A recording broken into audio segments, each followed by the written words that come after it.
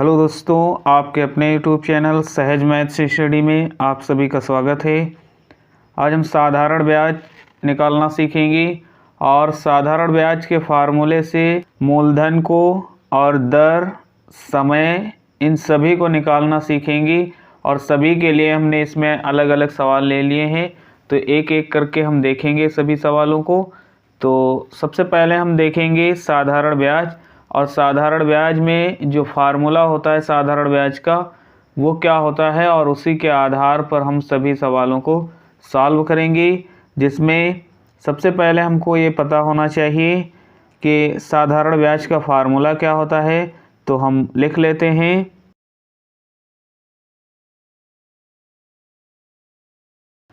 तो साधारण ब्याज बराबर होता है मूलधन गुणे दर गुणे समय बटे 100। और इसी फार्मूले से हम पहले यहाँ पर देख लेते हैं कि ये जो दिया है P बराबर क्या होता है, R बराबर क्या होता है, T बराबर और SI क्या होता है, इसको हम पहले देखेंगे। तो P क्या है, P होता है प्रिंसिपल, जिसे मूलधन कहते हैं, तो इसको P से दर्शाते हैं। और R होता है रेट, जिसे इस दर को हम R से दर्शाते हैं। और यहाँ T दिया है, T होता है समय, टाइम, तो यहाँ इसको T से दिखाते हैं। और साधारण ब्याज होता है सिंपल इंटरेस्ट, इसलिए इसको SI से दर्शाते हैं। तो यहाँ पर क्वेश्चन यही है, P बराबर 800 दिया है, R बराबर 11% दिया गया है वार्षिक, और टाइम दिया गया है 8 वर्ष, और SI बताना है, मतलब सिंपल इंटरेस्ट बताना है। तो साधारण ब्याज बताना है, तो यहाँ पर हम इस फार्मूले का यूज़ करेंगे। तो यहाँ पर SI हमको बताना है, तो SI की जगह पर SI लिख लेंगे। उसके बाद बराबर यहाँ पर मूलधन दिया है, फिर गुणे दर, फिर गुणे समय। तो यहाँ मूलधन है P, तो P बराबर है 800, तो यहाँ लिख लेंगे 800 गुणे R, यहाँ पर दिया गया है दर 11%, तो यहाँ लिख लेंगे 11 गुणे यहाँ समय जो T से दर्शाते हैं, ये दिया है 8 वर्ष, तो यहाँ लिख लेंगे 8, और बटे में यहाँ पर दिया है 100, तो यहाँ लिख लेंगे बटे में 100। अब इसको सॉल्व करेंगे, 2 0 से 2 0 कट जाएंगे, तो यहाँ हो जाएगा 11 8 88, तो लिख लेते हैं। इधर गुणे में 8 है, तो 8 गुणे 11 8 88 हो जाएगा। अब यहाँ पर हम इसको जब आपस में गुणा करेंगे, तो 8 28 64 के 4 हासिल आए 6, 8 28 64 64 और 6 हो जाएगा 70। 8 वर्ष का सिंपल इंटरेस्ट हमको मिलता है 704 रुपये, और ये इसका आंसर हो जाएगा। तो इस प्रकार से हम साधारण ब्याज को निकालते हैं। अब हम देखेंगे इसी फार्मूले से, फार्मूले हमको अलग अलग नहीं याद करना है, हम इसी फार्मूले से मूलधन निकाल सकते हैं, इसी फार्मूले से दर निकाल सकते हैं, और इसी फार्मूले से समय भी हम निकाल सकते हैं। इसमें जो जो दिया गया है साधारण ब्याज, मूलधन, दर, समय, सारी चीज़ें हम इसी फार्मूले से निकाल सकते हैं, एक ही फार्मूले से। तो देखते हैं अगला क्वेश्चन। तो अगला क्वेश्चन यहाँ पर दिया है, मूलधन दिया है 5000 और अमाउंट दिया है 5500, और T दिया है 10 वर्ष, और R बताना है। यहाँ पर हमको R बताना है। और ये अमाउंट दिया है, अमाउंट कहते हैं मिश्र धन को। तो यहाँ पर सबसे पहले हमको ब्याज निकालना होगा, और ब्याज बराबर फार्मूला होता है, हम यहाँ लिख लेते हैं, ब्याज बराबर मिश्र धन माइनस मूलधन। जब हम मिश्र धन से मूलधन को घटा देंगे तो हमको ब्याज मिल जाएगा। तो यहाँ पर हम मिश्र धन देखते हैं, 5500 है, मिश्र धन है 5500 रुपये, और माइनस मूलधन है यहाँ पर 5000, तो लिख लेंगे 5000। अब इसको जब माइनस करेंगे तो यहाँ 5500 से 5000 माइनस हो जाएगा, तो यहाँ पर मिलेगा 500 रुपये। तो ये 500 रुपये हमको यहाँ पर मिल जाता है ब्याज के रूप में। अब जब हमको ब्याज मिल चुका है, साधारण ब्याज मिल चुका है, तो फार्मूला होता है SI बराबर P गुणे R गुणे T और बटे में 100 होता है। तो इसी फार्मूले में हम इसको रख लेंगे। तो यहाँ SI हमको मिल चुका है, जो ब्याज है सिंपल इंटरेस्ट, ये SI हमको यहाँ पर मिल चुका है।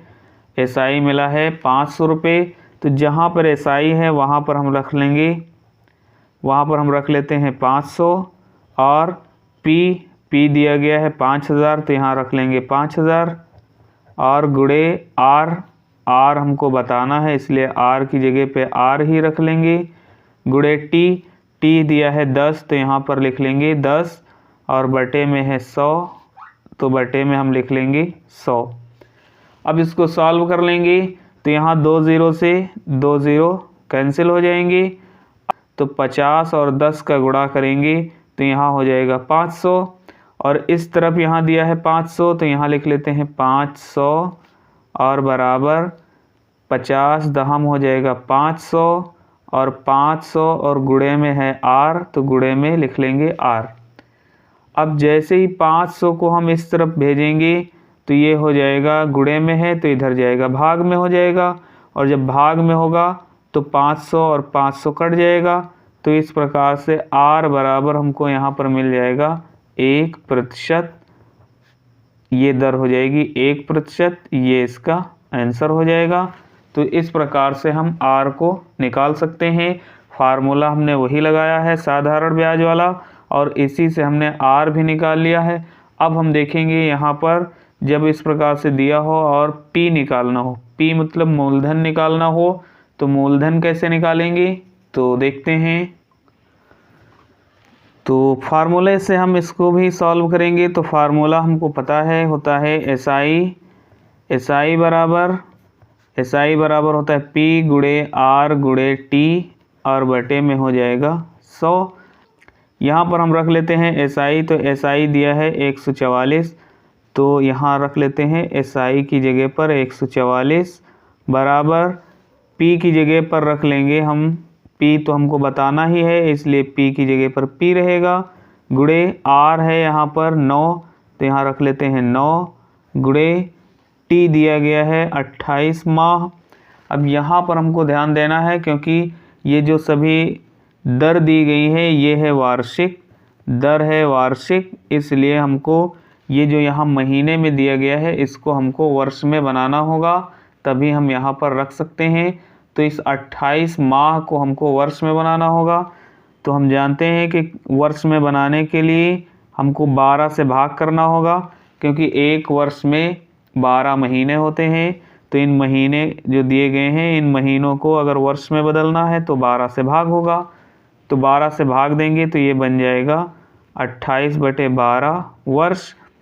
तो यहाँ पर हमको T के लिए 28 नहीं रखना है, हम रखेंगे 28/12। तो यहाँ हो जाएगा 28 और बटे में यहाँ पर 100 है तो 100 लिख लेंगे और 28 के बटे में यहाँ 12 है इसलिए यहाँ पर हम गुणे में नीचे 12 लिख लेंगे। अब इसको सॉल्व कर लेंगे। 3 त्रिका 9 और 3 चौक 12, 4 एकम 4 और 4 सते 28 हो जाएगा। यहाँ पर 7 गुणे 3 है ऊपर और इधर है 144 और इधर 7 त्रिक 21 और P है तो यहाँ हो जाएगा 21 गुणे P। 100 इधर गुणे में है, इसको हम इधर भेजेंगे। 100 यहाँ पर इसके भाग में है, 100 इसके भाग में है, इसको इस तरफ पक्षांतर करेंगे तो इधर हो जाएगा गुणे में, तो इधर हो जाएगा यहाँ पर बटे में जब 100 है तो 100 को इस तरफ पक्षांतर करेंगे तो यहाँ हो जाएगा 144 के आगे यहाँ पर 2 0 बढ़ जाएंगे क्योंकि 100 है, 100 से गुणा होगा तो इसके आगे 2 0 बढ़ जाएंगे और इधर हो जाएगा 21 गुणे P। 21 इसके गुणे में है, इसको इधर पक्षांतर करेंगे तो इसके बटे में हो जाएगा। तो हम यहाँ पर लिख लेते हैं इस तरफ, यहाँ हो जाएगा P बराबर गुणे में 21 है तो इधर जाएगा इसके बटे में हो जाएगा। तो यहाँ पर हो जाएगा 144 और 2 0 बढ़ा लेंगे और बटे में हो जाएगा 21। अब इसको सॉल्व कर लेंगे, हमको P मिल जाएगा। तो इसको काटते हैं तो यहाँ पर 3 सते 21 तो 3 चौक 12 हो जाएगा, 2 बचा, 3 8 24 हो जाएगा।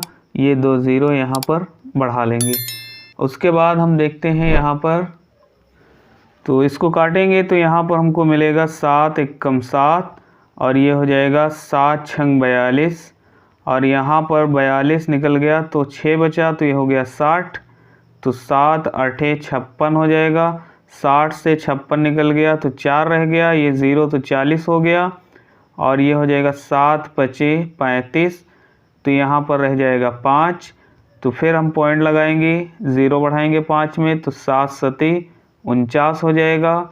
इस प्रकार से हम यहाँ पर देखते हैं कि ये पूरा नहीं कट रहा है तो ये हो जाएगा 685.7 रुपये, ये इसका आंसर हो जाएगा।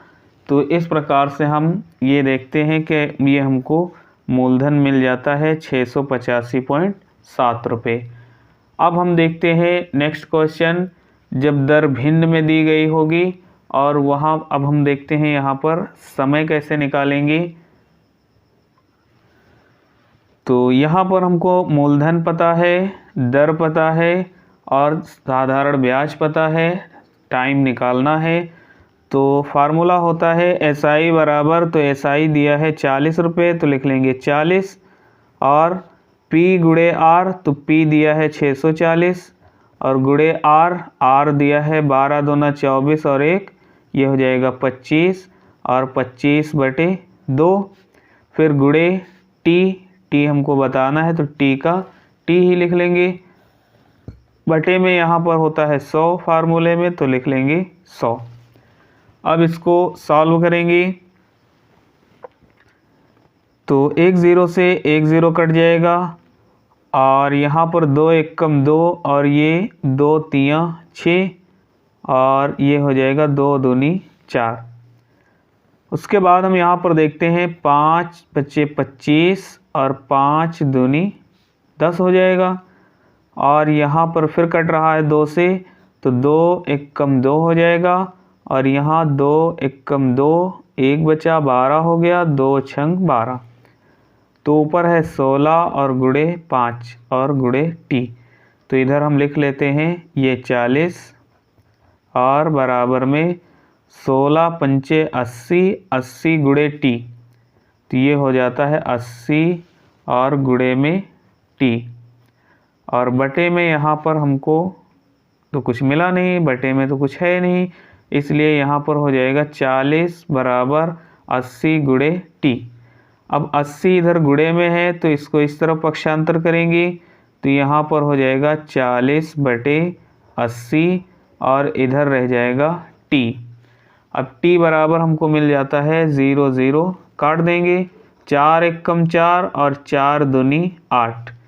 तो इस प्रकार से T बराबर मिल जाता है, T बराबर 1/2 वर्ष, 1/2 वर्ष लिख सकते हैं या यहाँ पर लिख सकते हैं 6 माह, 6 महीने लिख सकते हैं या 1/2 वर्ष लिख सकते हैं, ये इसका आंसर हो जाएगा। तो इस प्रकार से हमने देखा कि साधारण ब्याज फार्मूला एक ही है और उसी से हमने साधारण ब्याज भी निकाला और मूलधन भी और समय दर सारी चीज़ें हमने उसी फार्मूले से निकाल ली। तो इस प्रकार से अगर एक फार्मूला हमको याद है तो हम सभी इसमें से निकाल सकते हैं। दोस्तों अगर वीडियो समझ में आया हो, वीडियो अच्छा लगा हो तो वीडियो को लाइक करिए, ज़्यादा से ज़्यादा शेयर करिए और चैनल पर नए हैं तो चैनल को सब्सक्राइब ज़रूर करें। मिलते हैं अगली वीडियो में, तब तक के लिए बाय बाय।